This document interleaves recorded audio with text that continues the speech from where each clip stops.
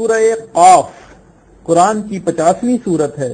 اس میں 45 آیات اور 3 رکوع ہیں. بسم اللہ الرحمن الرحیم. شروع اللہ کا نام لے کر جو بڑا مہربان نہایت رحم والا ہے. قاف قرآن مجید کی قسم کہ تم پیغمبر ہو. اصل بات یہ ہے کہ ان لوگوں نے تعجب کیا کہ انہی میں سے ایک خبردار کرنے والا ان کے پاس آیا تو کافر کہنے لگے کہ یہ بات تو بڑی عجیب ہے. بھلا جب ہم مر گئے اور مٹی ہو گئے تو پھر زندہ ہوں گے؟ یہ زندہ ہونا عقل سے بعید ہے. ان کے جسموں کو زمین جتنا کھا کھا کر کم کرتی جاتی ہے ہم کو معلوم ہے، اور ہمارے پاس تحریری یادداشت بھی ہے. بلکہ عجیب بات یہ ہے کہ جب ان کے پاس دین حق آ پہنچا تو انہوں نے اس کو جھوٹ سمجھا. سو یہ ایک الجھی ہوئی بات میں پڑے ہیں. کیا انہوں نے اپنے اوپر آسمان کی طرف نگاہ نہیں کی کہ ہم نے اس کو کیسے بنایا اور سجایا اور اس میں کوئی شگاف تک نہیں؟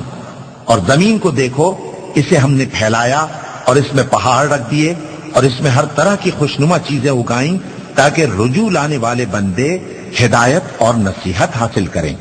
اور ہم نے آسمان سے برکت والا پانی اتارا اور اس سے باغ اگائے اور کھیتی کا اناج اور لمبے لمبے کھجور کے درخت جن کا گابھا تہ بتہ ہوتا ہے. یہ سب کچھ بندوں کو روزی دینے کے لیے کیا ہے.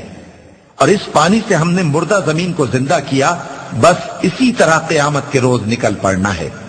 ان سے پہلے نوح کی قوم اور کنویں والے اور سمود والے لوگ جھٹلا چکے ہیں، اور عاد اور فرعون اور لوط کے بھائی اور بن کے رہنے والے اور تبا کی قوم. غرض ہر ایک نے پیغمبروں کو جھٹلایا تو ہماری دھمکی بھی پوری ہو کر رہی. تو کیا ہم پہلی بار پیدا کر کے تھک گئے؟ نہیں، بلکہ یہ اثر نو پیدا کرنے کے بارے میں شک میں پڑے ہوئے ہیں.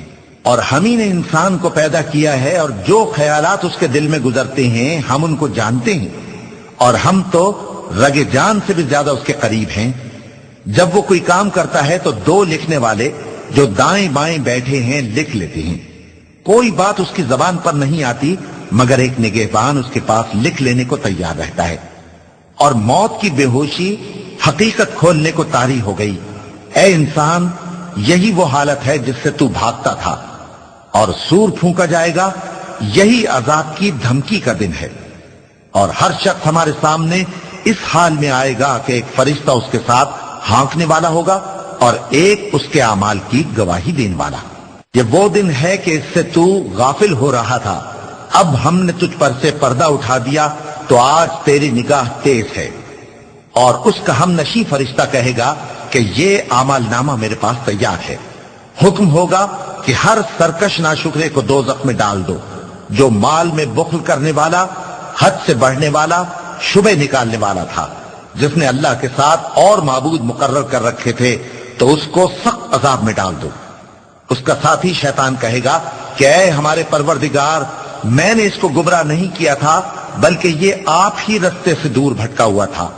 اللہ کہے گا کہ میرے حضور میں رد و قد نہ کرو، میں تمہارے پاس پہلے ہی عذاب کی وعید بھیج چکا تھا. میرے ہاں بات بدلہ نہیں کرتی اور میں بندوں پر ظلم کرنے والا نہیں. اس دن ہم دوزخ سے پوچھیں گے کہ کیا تو بھر گئی؟ وہ کہے گی کہ کچھ اور بھی ہے. اور بہشت پرہیزگاروں کے قریب کر دی جائے گی کہ ان سے مطلق دور نہ ہوگی. یہی وہ چیز ہے جس کا تم سے وعدہ کیا جاتا تھا، یعنی ہر رجوع لانے والے، حفاظت کرنے والے سے. جو رحمان سے بن دیکھے ڈرتا رہا اور رجوع کرنے والا دل لے کر آیا، اس میں سلامتی کے ساتھ داخل ہو جاؤ. یہ ہمیشہ رہنے کا دن ہے، وہاں جو چاہیں گے ان کے لیے حاضر ہوگا. اور ہمارے ہاں اور بھی بہت کچھ ہے. اور ہم نے ان سے پہلے کئی امتیں ہلاک کر ڈالیں، وہ لوگ ان سے قوت میں کہیں بڑھ کر تھے. پھر وہ شہروں میں گشت کرنے لگے، کیا کہیں بھاگنے کی جگہ ہے؟ جو شخص دل آگاہ رکھتا ہے یا دل سے متوجہ ہو کر سنتا ہے، اس کے لیے اس میں نصیحت ہے. اور ہم نے آسمانوں اور زمین کو اور جو مخلوقات ان میں ہے سب کو 6 دن میں بنا دیا، اور ہم کو ذرا بھی تھکن نہیں ہوئی. تو جو کچھ یہ کفار بکتے ہیں اس پر صبر کرو. اور آفتاب کے طلوع ہونے سے پہلے اور اس کے غروب ہونے سے پہلے اپنے پروردگار کی تعریف کے ساتھ تسبیح کرتے رہو. اور رات کے بعض اوقات میں بھی اور نماز کے بعد بھی اسی کے نام کی تسبیح کیا کرو. اور سنو، جس دن پکارنے والا نزدیک کی جگہ سے پکارے گا، جس دن لوگ ایک زور کی آواز یقیناً سن لیں گے، وہی نکل پڑنے کا دن ہوگا۔ ہم ہی تو زندہ کرتے ہیں اور ہم ہی مارتے ہیں اور ہمارے ہی پاس لوٹ کر آنا ہے۔ اس دن زمین ان پر سے پھٹ جائے گی اور وہ جھٹ پٹ نکل کھڑے ہوں گے۔ اس طرح سے جمع کرنا ہمیں آسان ہے۔ یہ لوگ جو کچھ کہتے ہیں ہمیں خوب معلوم ہے، اور تم ان پر زبردستی کرنے والے نہیں ہو۔ پس جو میرے عذاب کی دھمکی سے ڈرے، اس کو قرآن کے ذریعے نصیحت کرتے رہو۔